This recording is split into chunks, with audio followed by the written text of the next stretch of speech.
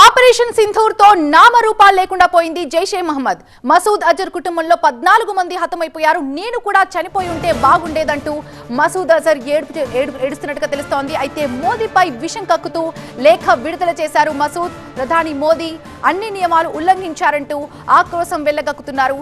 Missiles దాడిలో నేలమట్టమైంది అని చెప్పి మసూద్ కూడా ఈ వ్యాఖ్యలు చేస్తున్నట్టు తెలుస్తోంది. నేను కూడా చనిపోయి ఉంటే బాగుండేదేమో అంటూ ఆయన మోదీపై విషం కక్కుతో ఒక లేఖని విడుదల చేశారు.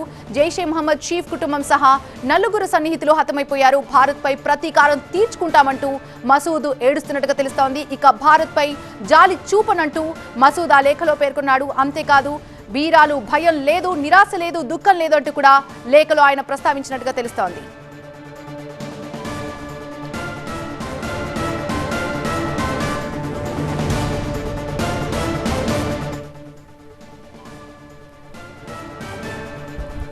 ఆపరేషన్ సింధూర్ తో నామరూపాలు లేకుండా పోయినటువంటి జైషే మహమ్మద్ కి సంబంధించిన బ్రేకింగ్ న్యూస్ చూస్తున్నాం. మసూద్ అజర్ కుటుంబంలో 14 మంది హతమైపోయారు.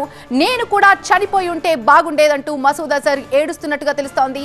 మోదీపై విషం కక్కుతూ ఒక లేఖని విడుదల చేశారు మసూద్. ప్రధాని మోదీ అన్ని నియమాలు ఉల్లంఘించారంటూ ఆక్రోశం వెళ్లగక్కుతూ ఒక లేఖని విడుదల చేశాడు. మిసైల్స్ దాడిలో నేలమట్టమైన మసూద్ బహావల్పూర్ దెన్ జైషే మహమ్మద్ చీఫ్ కుటుంబం సహా 4 సన్నిహితులు హతమైపోయారు.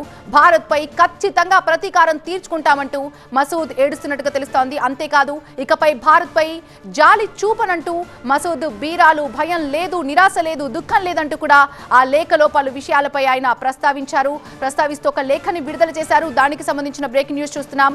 బహావల్పూర్ ఉగ్రవాద శిబిరం, ఉగ్రవాద సంస్థ జైషే మహమ్మద్ హెడ్ క్వార్టర్స్ ఇదే. అయితే పుల్వామా పార్లమెంట్ పై దాడి వెనుక జైష్ హస్తం ఉన్న విషయం తెలిసిందే. బహావల్పూర్ అనేది పాక్ లో 12వ అతిపెద్ద నగరంగా తెలుసు.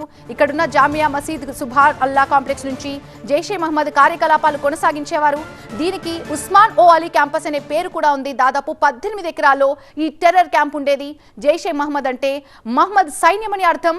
పాక్ సైన్యానికి సంబంధించినటువంటి 31 క్వాడ్ హెడ్ క్వార్టర్స్ కి కొద్ది దూరంలోనే ఈ జైషే మహమ్మద్ క్యాంప్ ఉంది.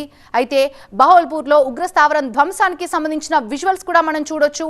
మోదీపై విషం కక్కుతూ కొద్దిసేపటి క్రితమే మసూద్ ఒక లేఖను విడుదల చేశారు. అసలు ఉగ్రస్థావరం ఏ విధంగా ధ్వంసమైందో మనం ఒకసారి గమనించవచ్చు. దాడికి ముందు, దాడి తర్వాత అని చెప్పుకోవాలి. బహౌల్పూర్లో ఉగ్రస్థావరం ధ్వంసానికి సంబంధించిన విజువల్స్ ని మనం చూస్తున్నాం. మసూద్ అజర్ ప్రెస్ నోట్ విడుదల చేశారు. దానికి సంబంధించిన లెటర్ ని కూడా ఒకసారి మనం టీవీ9 స్క్రీన్ లో చూడొచ్చు.